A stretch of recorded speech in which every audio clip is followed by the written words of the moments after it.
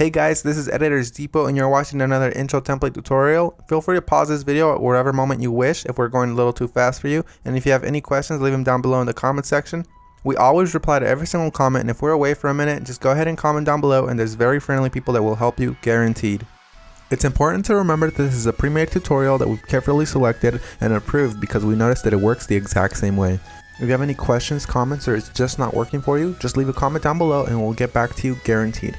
Now this tutorial requires both Adobe After Effects and Cinema 4D. You will absolutely require them. If you do not have them, go ahead and visit EditorsDepot.com. We can do any template customization at very affordable prices. Just feel free to select the template you wish and check out with it and detail everything you want on the template.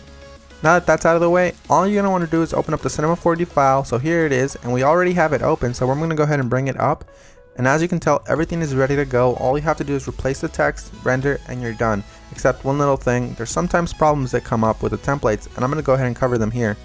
Sometimes the audio will be included, and you don't have to worry a bit about that. As you can tell on this template, the audio is included.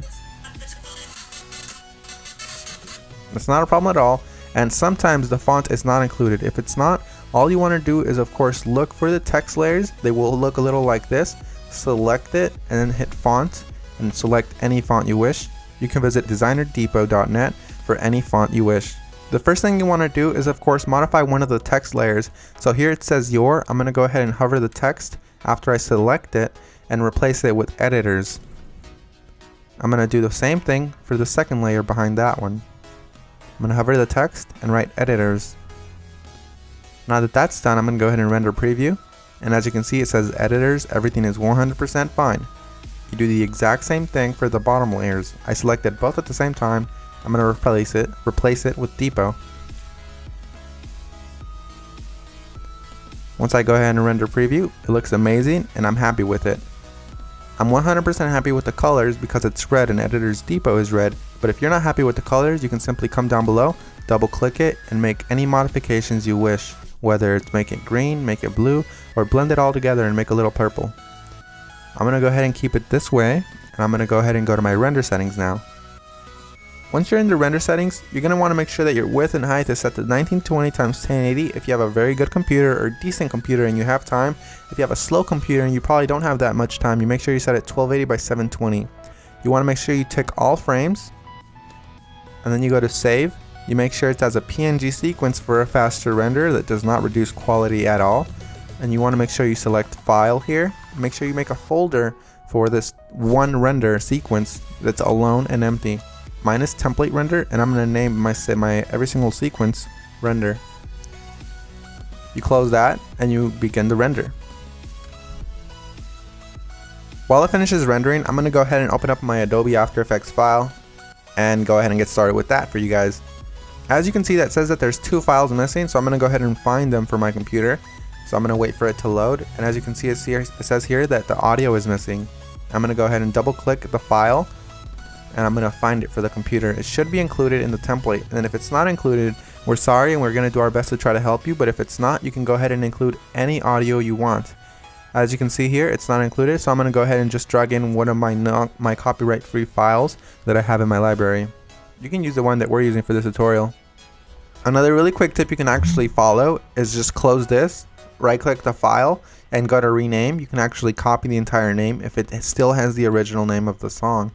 Then you go back to YouTube, you paste that there, and you download the file from there. You want to make sure it's copyright free and you're not breaking any laws though.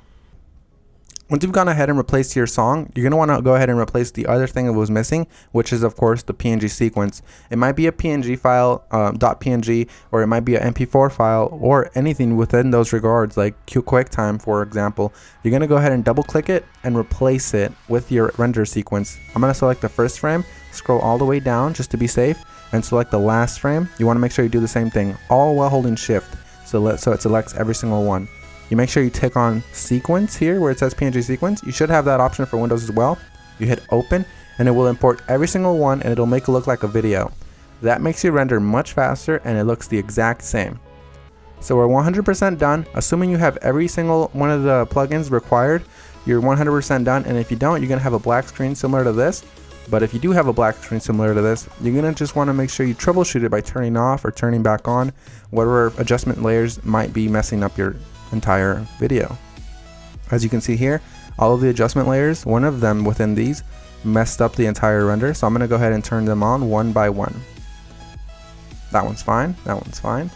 Oh, this one's the problem here. So you make sure you turn them back on, and you're done. So I had one layer that messed everything up, and that's because I do not have the correct plugin.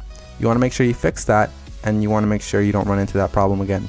And finish the composition by adding it to the media encoder queue. That pretty much summarizes our video, guys. I hope you all enjoyed it, and if you did, remember, drop a thumbs up if you liked it. Drop a thumbs up if you are a fan of us and you like what we're doing. And guys, we really appreciate every single one of you from the bottom of our hearts. We really appreciate every single one of you guys, whether you're liking this video, disliking, or you just left and you didn't even watch this tutorial, guys.